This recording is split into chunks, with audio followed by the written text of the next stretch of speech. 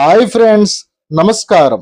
ఈరోజు మనం ఒడిశాలోని అద్భుతమైన శిల్పకళా సంపద యునెస్కో ప్రపంచ వారసత్వ చిహ్నమైన కోనార్క్ సూర్య దేవాలయం దగ్గర ఉన్నాం.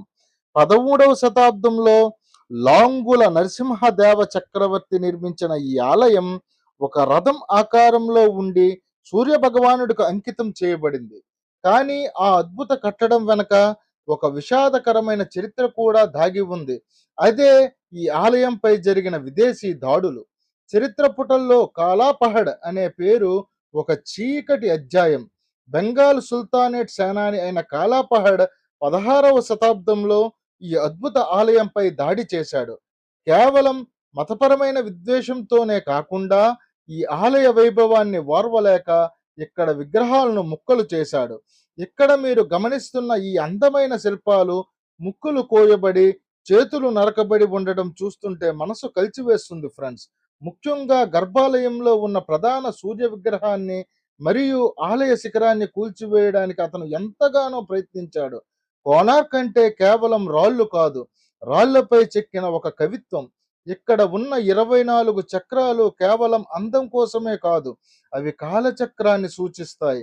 కానీ కాలాపహడ్ దాడుల వల్ల ఆలయం తన పూర్వ వైభవాన్ని కోల్పోయింది. ముస్లిం ఆక్రమణదారుల దాడుల కారణంగా పూజలు నిలిచిపోయాయి. కాలక్రమేణా గర్భాలయం కూలిపోవడంతో ఇసుకతో నింపివేయడం వంటివి జరిగాయి.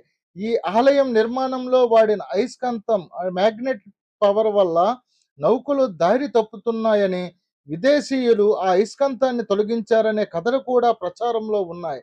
ఎన్ని దాడులు జరిగినా, ఎంతమంది ఆక్రమణదారులు ప్రయత్నించినా కోనార్క్ ప్రభావాన్ని పూర్తిగా తుడిచివేయలేకపోయారు. ఇక్కడ ప్రతి రాయి ఒక కథ చెబుతుంది. ప్రతి శిల్పం నాటి కళాకారుల ప్రతిభకు సాక్ష్యంగా నిలుస్తుంది. శిథిలమైనా సరే ఈ ఆలయం నేటికి ప్రపంచ పర్యాటకులను ఆకర్షిస్తూనే ఉంది.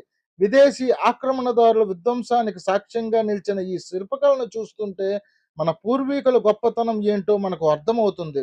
భారతదేశపు ఈ అద్భుత కట్టడాన్ని మనం కాపాడుకోవాల్సిన బాధ్యత మనందరిపైన ఉంది. అయితే ఫ్రెండ్స్, మీతో ఇంతటి సమాచారాన్ని పంచుకున్నందుకు మాకు చాలా ఆనందంగా ఉంది. మా ఛానల్ని మీరు ఇప్పుడే లైక్, షేర్, సబ్స్క్రైబ్ చేయండి.